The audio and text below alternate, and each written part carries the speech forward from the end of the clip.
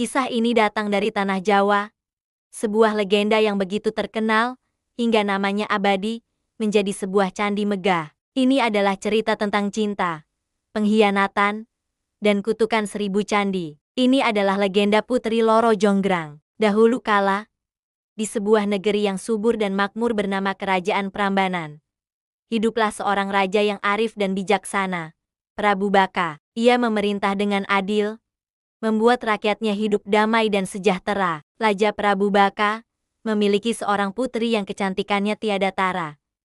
Namanya Putri Loro Jonggrang. Sering juga dipanggil Roro Jonggrang. Kabar tentang keelokan parasnya tersebar ke seluruh penjuru negeri. Banyak pangeran dan raja dari kerajaan lain datang silih berganti untuk meminangnya. Namun, sang putri belum menentukan pilihan hatinya. Sayangnya, kemakmuran kerajaan Prambanan justru mengundang malapetaka. Di seberang sana, ada sebuah kerajaan yang tak kalah kuat, Kerajaan Pengging. Kerajaan ini dipimpin oleh seorang pangeran yang gagah perkasa, ambisius, dan memiliki kesaktian mandraguna.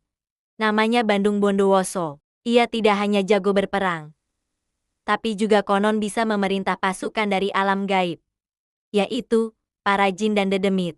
Melihat kekayaan Prambanan, timbullah rasa iri di hati Bandung Bondowoso. Ia pun mengerahkan seluruh pasukannya untuk menyerang kerajaan Prambanan. Perang besar yang sangat dahsyat pun tak terhindarkan. Suara pedang beradu, teriakan prajurit, dan gemuruh pertempuran mengguncang tanah Jawa. Meskipun prajurit Prambanan bertarung dengan gagah berani, mereka kewalahan menghadapi kekuatan Bandung Bondowoso yang luar biasa. Ditambah lagi dengan bantuan pasukan gaibnya, kemenangan seakan sudah berada di tangan Pengging. Dalam pertempuran sengit itu, nasib tragis menimpa kerajaan Prambanan. Raja Prabu Baka, ayahanda Loro Jonggrang, gugur di medan perang di tangan Bandung Bondowoso. Dengan wafatnya sang raja, kerajaan Prambanan pun runtuh dan jatuh ke dalam kekuasaan kerajaan Pengging. Bandung Bondowoso berhasil menaklukkan Prambanan dan menguasai seluruh istananya. Saat memasuki istana Prambanan yang megah,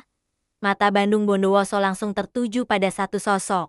Sosok itu adalah Putri Loro Jonggrang. Meskipun sang putri sedang berduka, kecantikannya tetap memancar, menyilaukan mata siapapun yang memandang. Seketika itu juga, Bandung Bondowoso jatuh cinta pada pandangan pertama. Hatinya yang keras karena perang, luluh oleh pesona sang putri. Tanpa berpikir panjang, ia memutuskan ingin menjadikan Loro Jonggrang sebagai permaisurinya. Namun, bagaimana perasaan Loro Jonggrang? Hatinya hancur berkeping-keping. Ayahnya baru saja dibunuh, kerajaannya direbut, dan kini, pria yang bertanggung jawab atas semua penderitaannya itu justru melamarnya. Kebencian dan kesedihan berkecamuk di dalam dadanya. Ia ingin sekali menolak mentah-mentah, berteriak di hadapan Bandung Bondowoso. Tapi ia sadar, kekuatannya tidak sebanding. Menolak secara terang-terangan sama saja dengan mencari mati. Nyawanya dan sisa-sisa rakyat Prambanan berada di ujung tanduk. Di tengah keputusasaan itu, sebuah siasat licik mulai terbentuk di benak Loro Jonggrang. Ia harus mencari cara untuk menolak lamaran itu tanpa harus mengatakannya secara langsung. Setelah berpikir keras, ia pun menemukan sebuah ide, sebuah syarat yang ia yakini mustahil untuk dipenuhi. Dengan wajah yang dibuat setenang mungkin, meskipun hatinya bergejolak, Loro Jonggrang menghadap Bandung Bondowoso. Ia berkata dengan suara lembut namun tegas, "Wahai Pangeran Bandung Bondowoso, aku bersedia menjadi istrimu.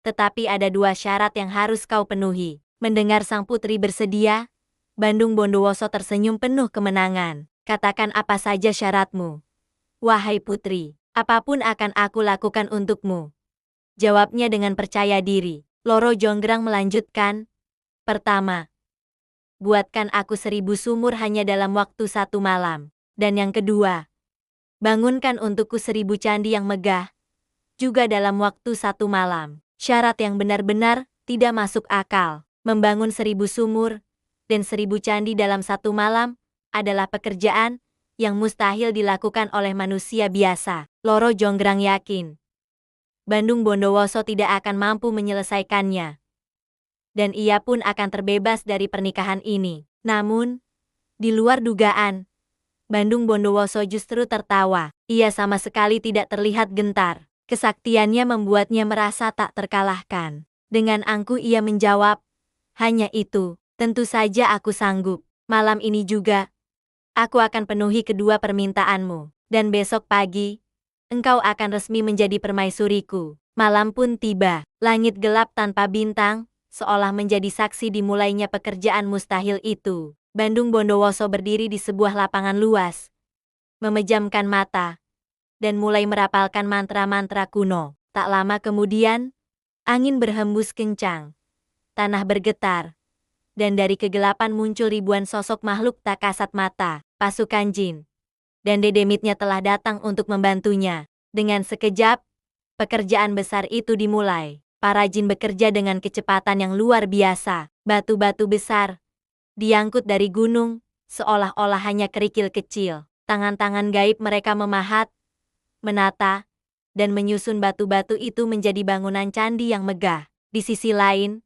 para dedemit menggali tanah dengan cepat, menciptakan sumur-sumur yang dalam. Suara riuh pekerjaan mereka terdengar samar-samar di tengah keheningan malam. Dari kejauhan, di menara istana, Loro Jonggrang mengamati semua itu dengan hati yang semakin cemas.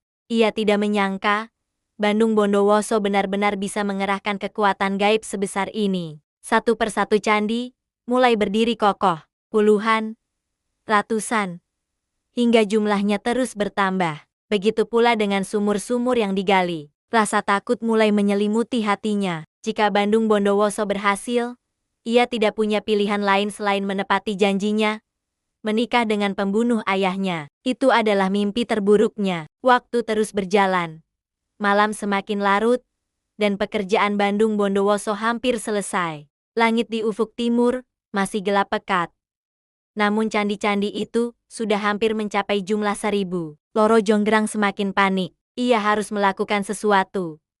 Apa saja untuk menghentikan pekerjaan ini sebelum fajar benar-benar tiba. Dalam situasi genting itu, sebuah ide cemerlang melintas di benaknya. Ia teringat kebiasaan para makhluk halus. Mereka takut pada cahaya matahari dan akan kembali ke alamnya saat fajar menyingsing, yang biasanya ditandai dengan koko ayam jantan. Ia harus menciptakan suasana pagi buatan. Tanpa membuang waktu, Loro Jonggrang segera membangunkan semua dayang-dayang istana. Ia memerintahkan mereka untuk segera pergi ke desa-desa terdekat dan membangunkan semua perempuan. Perintahnya ada dua. Pertama, kumpulkan tumpukan jerami yang banyak di sisi timur istana. Lalu bakarlah. Kedua, mulailah menumbuk padi menggunakan lesung dan alu secara bersamaan. Ia juga meminta para dayang untuk menyebarkan wangi bunga-bunga melati di sekitar area pembangunan candi. Para dayang dan penduduk desa yang setia pada sang putri segera melaksanakan perintah itu. Tak lama kemudian, api besar dari tumpukan jerami yang dibakar mulai berkobar, menciptakan cahaya kemerahan di ufuk timur, persis seperti cahaya fajar yang akan terbit. Bersamaan dengan itu, suara riuh tek, tok dari lesung yang dipukul bertalu-talu mulai terdengar, mirip seperti suara orang-orang desa yang sudah memulai aktivitas pagi. Wangi bunga melati yang disebar pun menambah kesan seolah-olah pagi yang segar telah tiba.